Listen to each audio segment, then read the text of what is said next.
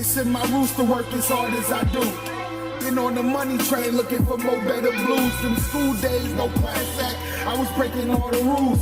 Life's a boomerang and I had nothing to lose. Another boy in the hood is how it come across. I feel like Dr. Doolittle, but the money talks. They yelling he got game, I'm not the wonder ball. This just some fresh soul food for every one of y'all. Yeah.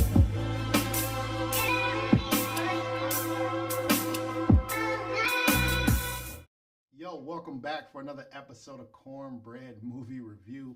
Make sure you like and subscribe to the channel, please. Come on. Subscribe, come on, please, and share. I thank you. But today, ladies and gentlemen, I like to mix things up, but today we're not mixing nothing up, dog. Straight to another movie review. I don't even know how many number of movie reviews I've done over the past, 3 or 4 years? Y'all been rocking with me, so thank y'all. But today, ladies and gentlemen, we're going to talk about a little cult classic. Not the movie, just this series.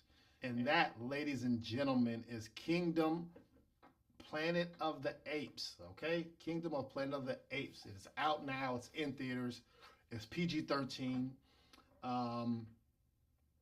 If this is the first time that you've seen a Cornbread movie review, first off, welcome. But understand I do each movie in 5 different categories, all right? Acting, cinematography, storytelling. Then I get what I bought that isn't a must-see, add it up. Best you can get us 5 out of each category.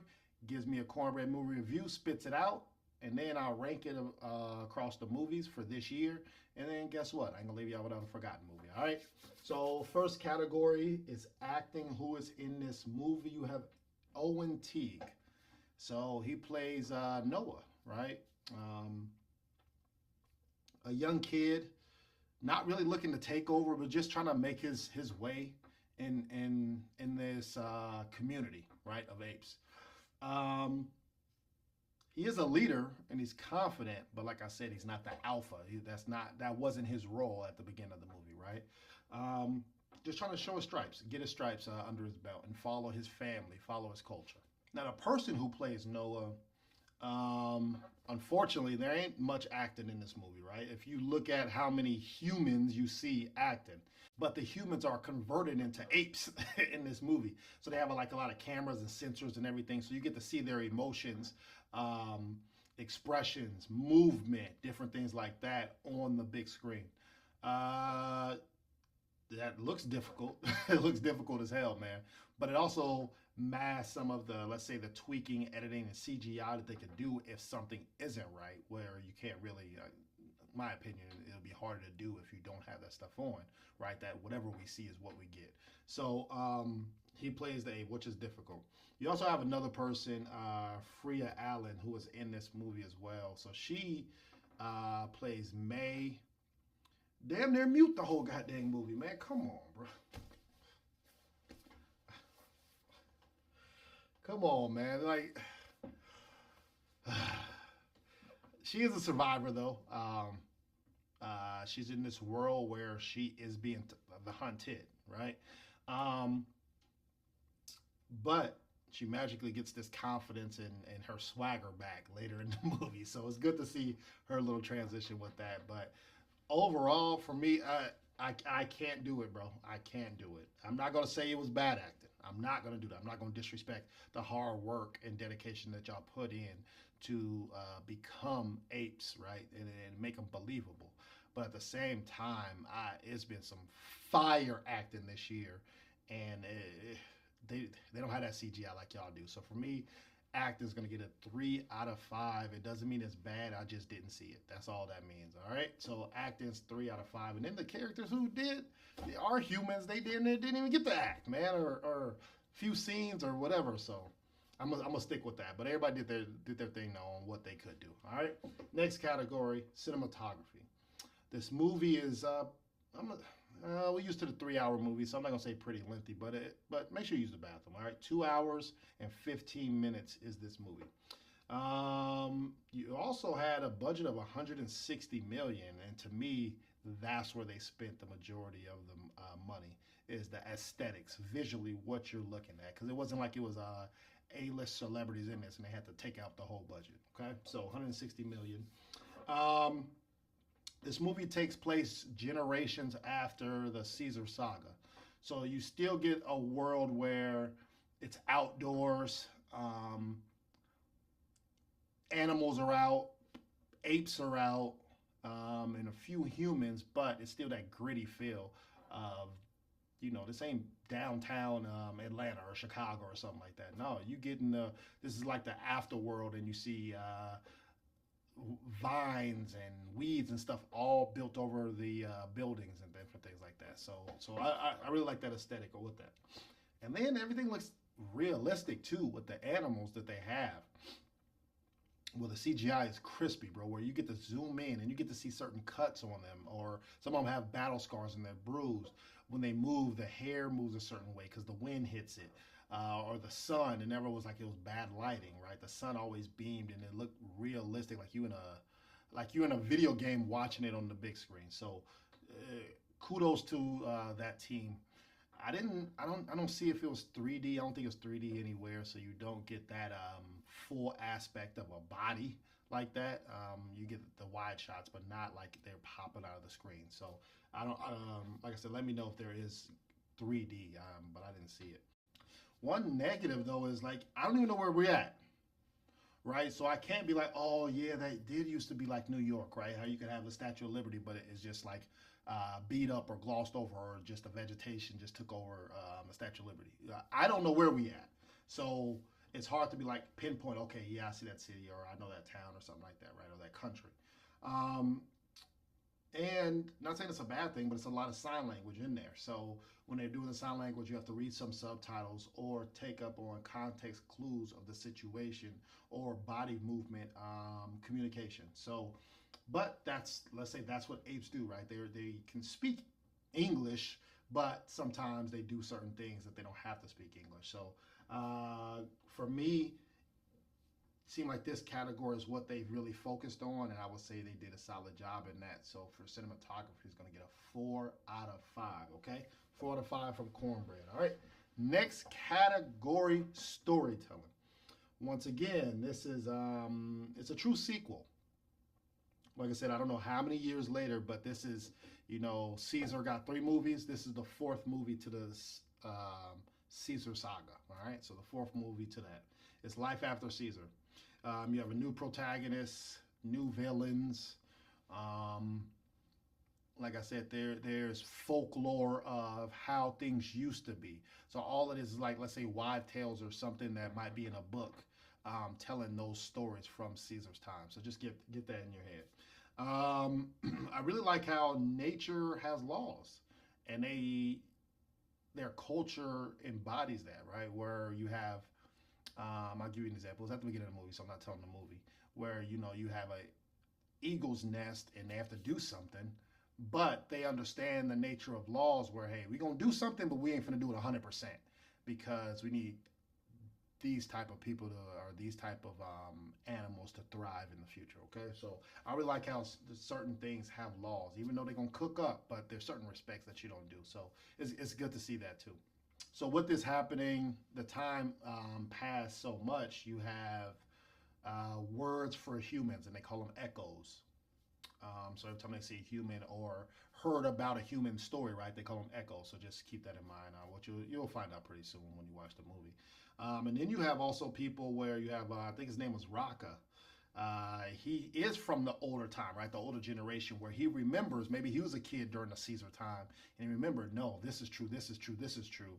But yet their country or their group is saying, no, that's not true. This is this. This is where like a lot of religious things come into play or whatever. It's just you can kind of brainwash people to believe whatever you want to be true. And obviously you have a generation of people believing it, even though they might not. Okay. Even from the apes, you also have another side where you have humans still trying to survive and better their future. So they're plotting behind the scenes as well, just like the apes are. But humans are going to humans, right? They're going to try to take some technology, weapons, and try to find what they hid or what they heard and overtake the apes and gorillas in this movie. A couple negatives, though. You have just certain things didn't make sense where you have certain guards, right? Like if this was a prized possession, I don't know, whatever it is. Let's say you got a prized possession here, and you can't crack it, and you're trying to get to it. But then yet you just let other people infiltrate it, and you don't know, like you sleep or just nobody's watching it. So like little things like that wouldn't make sense. You have a village that you're trying to conquer and kill, but yet you don't fully go through with it. But if you're at war, you're at war. And then you have other people taking on people's names. Like, come on, bro. Like there's like there's other Caesars, man. So there's a couple negatives that weren't adding up, but overall, I think they did a great job of separating themselves with maybe we can have our own saga going further. So for me, storytelling is going to get a 4 out of 5. It was its own standalone story, which was good because, you know, you like I said, the Caesar saga was complete. So this is its own, and they just cherry picked the stuff that they liked and incorporated in this. So, but that takes away some of their originality. All right. Next category, did I get? Oh, I'm sorry. Dang, I'm tripping, man. Storytelling gets a 4 out of 5. Maybe I said that. Next category, did I get what I bought? It is an action sci-fi. Standard ticket, like I said, about $15. These apes are damn near human, bro. They riding, talking English, doing sign language, riding horses. They really didn't use too many guns. I think in the third movie they used some guns, but in this one, you know, they had little spears and they was just fighting, you know, combat. So using their fists and beating. So I thought that was pretty cool. They were more ape-like from the other three, but then they were more human-like because, like I said, they just evolved to this. Like I said in the previous categories, it is a long movie, so it's not predictable. But once again, they cherry pick some stuff from the other movies to create this one. So that takes points away. I also was hoping that it was a Caesar bloodline, right? Like his son, his daughter, or maybe a cousin or something like that. But no, we didn't get that in there. So I was like, dang, man, I was hoping, you know, that story still bleeds over, even though it did. Even though this movie is low on points for creativity, I think they executed everything that they wanted to look for. So it does get some points for there. Enough action, a couple death scenes, but for me, I just wanted more, man. I don't know. I really like Planet of the Apes. I really like that. You know, when you see certain movies, they're like, oh, this is a remake. You have a certain expectation with movies, especially with the trailer. That's what got me in the seat. But then when you reach that threshold and you don't exceed past it, I would say you just met it. So for me, unfortunately, did I get what I bought? It's going to get a 3.5 out of 5, okay? Lastly, is it a must-see? Like I said, you get some of the storyline from Caesar. This was fresh enough to start. Like everybody's game, right? You're going to get that cult following to watch this. Everybody has good times. This is like a generation connector when you have Planet of the Apes, which is good. A couple bad things though is the movie ends right and it's open-ended. So there could be, I heard talks that there could be room for more movies after this, which is a good thing. If it's a bad thing, there's a lot of unanswered questions that we need. And I don't want to say, you know, I don't want to say spoilers, but it's a lot of unanswered questions that we need to answer this movie, right? You have some sign language, like I said. It's a lot of apes, gorillas. It's a lot of, hey, they out, man. You know what I'm saying? I think they'd be pretty cool to talk to, man.